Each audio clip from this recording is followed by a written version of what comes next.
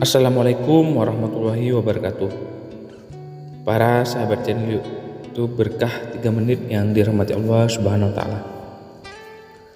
Syukur alhamdulillah kita masih bisa berjumpa lagi di channel Berkah 3 menit ini.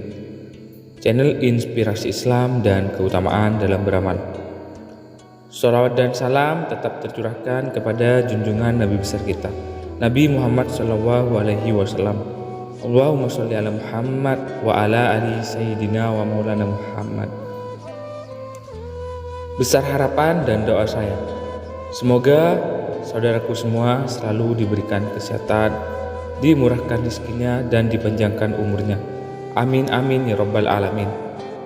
Sahabat channel yang dirahmati Allah Subhanahu wa taala, perlu diketahui Rasulullah SAW ternyata memberikan cara agar kita bisa lolos dari jembatan Shirathul Mustaqim.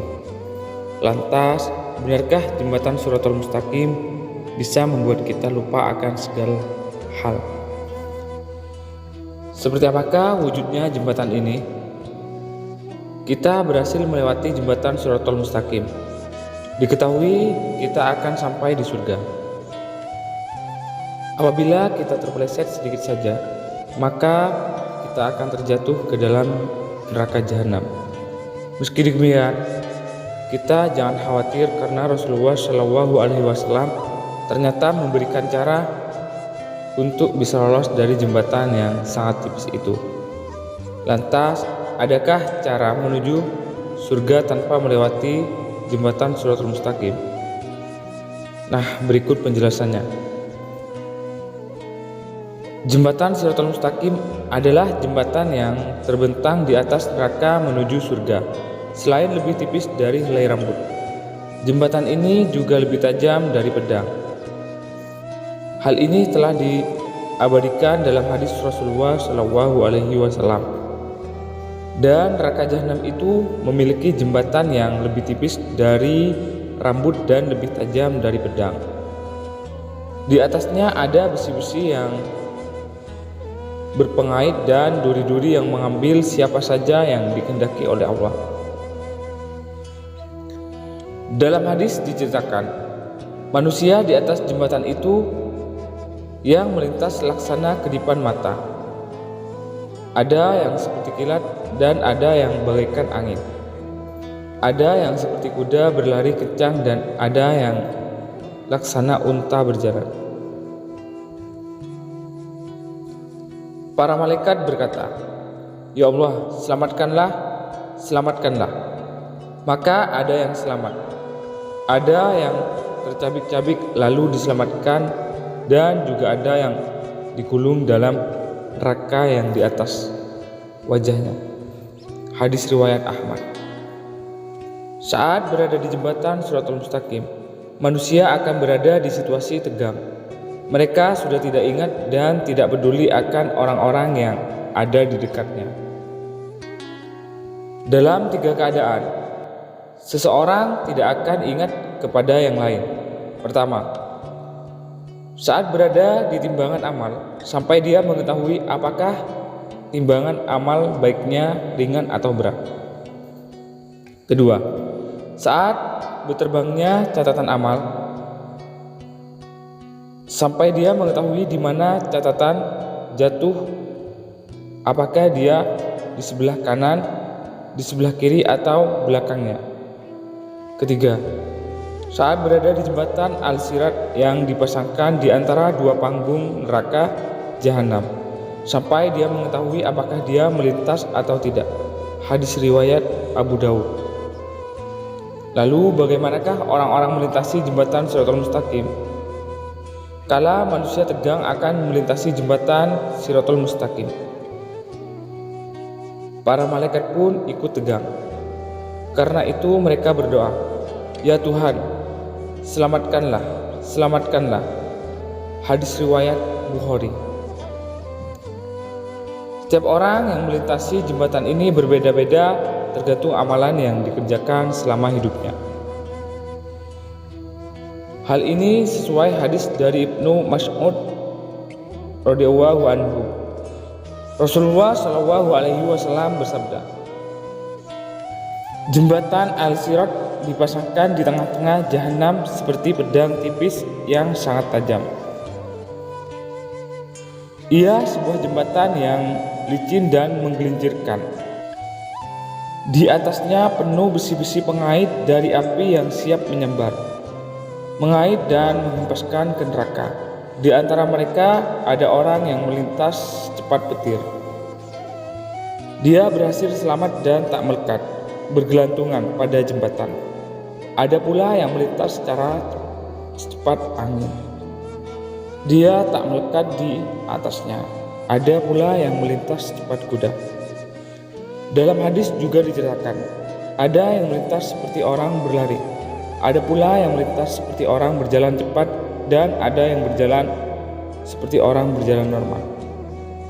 Dan manusia yang terakhir melintasi adalah seorang laki-laki yang telah hangus terbakar api dan menghadapi kesulitan di atasnya.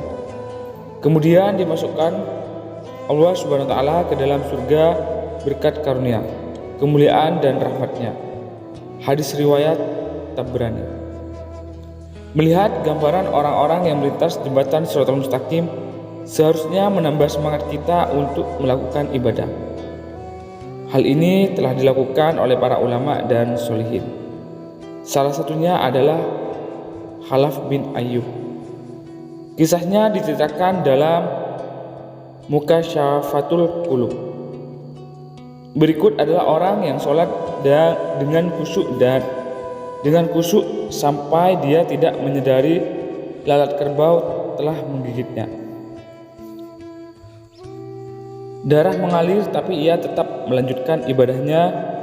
Ditanyai perihal kekhusyukannya, ia menjawab, "Apakah akan merasakan rasa sakit itu orang yang sedang berada di hadapan Sang Maharaja yang Maha Berkuasa sementara malaikat maut berada di tengkuknya. Neraka berada di sebelah kirinya dan jembatan Al-Sirat berada di bawah telapak kakinya."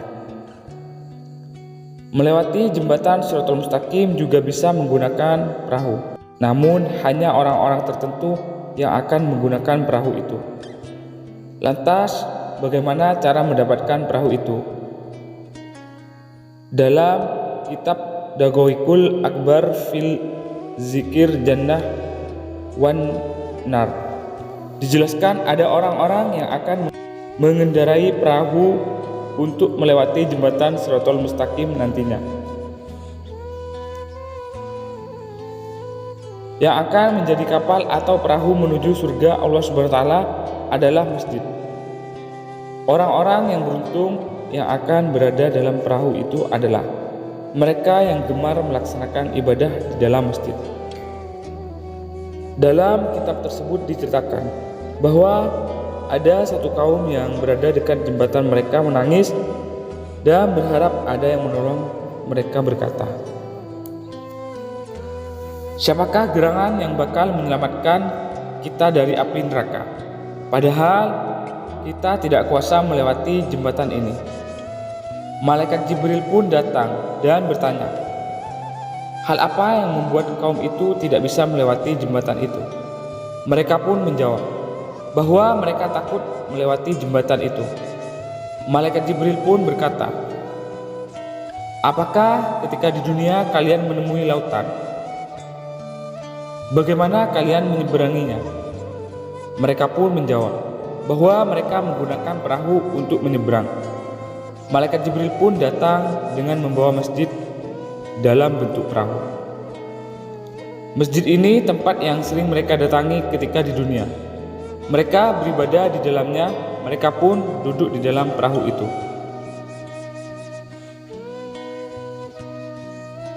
Inilah masjid-masjid yang telah kalian pergunakan untuk sholat berjamaah. Keutamaan sholat berjamaah di masjid juga diungkapkan oleh Abdul Mas'ud radhiyallahu anhu yang berkata, "Barang siapa senang berjumpa dengan Allah Subhanahu wa Ta'ala kelak sebagai seorang muslim, maka hendaklah menjaga sholat sekiranya datang panggilannya. Sesungguhnya Allah Subhanahu wa Ta'ala memberikan sunnah-sunnah petunjuk melalui nabinya, dan sholat adalah termasuk sunnah petunjuk. Seandainya kalian mengerjakan sholat di rumah kalian, niscaya kalian telah meninggalkan sunnah Nabi kalian. Tidak ada orang yang bersuci, kemudian menyempurnakan sucinya, lalu pergi ke masjid, melainkan Allah Subhanahu wa Ta'ala mencatat kebaikan baginya dari setiap langkah. Sholat memang bisa dikerjakan sendiri maupun berjamaah, namun lebih afdol jika dilakukan berjamaah. Rasulullah SAW selalu mewanti-wanti umatnya untuk melakukan sholat berjamaah. Hal ini sesuai hadis dari Abu Hurairah radhiyallahu anhu.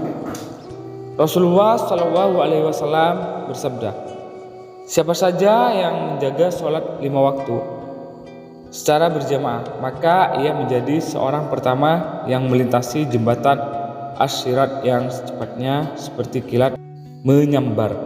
Kemudian dikumpulkanlah Allah bersama golongan tabi'in." Hadis riwayat Tabrani. Salat menjadi penyemangat seseorang tidak hanya di dunia, tapi juga di akhirat. Perintah salat pun diberikan, "Bacalah apa yang telah diwahyukan kepadamu, yaitu Alkitab atau Al-Quran, dan dirikanlah salat. Sesungguhnya salat itu mencegah dari perbuatan-perbuatan keji dan mungkar, dan sesungguhnya mengingat Allah Subhanahu wa Ta'ala, salat adalah lebih besar keutamaannya dari ibadah yang lain. Dan Allah mengetahui apa yang kamu kerjakan." Quran Surat Ankabut ayat 45. Demikian video dari kita, semoga bisa bermanfaat bagi kita semua. Amin amin ya rabbal alamin. Semoga video ini bisa menjadi wasilah dan bermanfaat bagi kita semua. Saya akhiri, wassalamualaikum warahmatullahi wabarakatuh.